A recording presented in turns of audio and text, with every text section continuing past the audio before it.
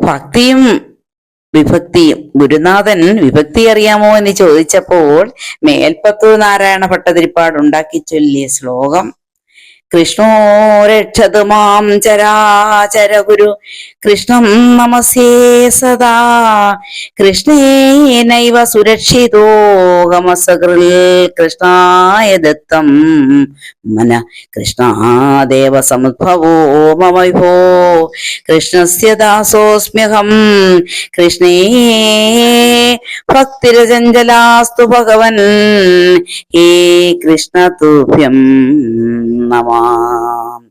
അർത്ഥം പറയട്ടെ. ചരാചരങ്ങളുടെ ഗുരുവായ കൃഷ്ണൻ എന്നെ രക്ഷിക്കട്ടെ. ഞാൻ കൃഷ്ണനെ എപ്പോഴും നമസ്കരിക്കുന്നുണ്ട്. കൃഷ്ണനാൽ തന്നെ ഞാൻ രക്ഷിക്കപ്പെട്ടവനാകുന്നു. എന്റെ മനസ്സ് കൃഷ്ണനായിക്കൊണ്ട് പലവരു ദാനം ചെയ്യപ്പെട്ടതാകുന്നു.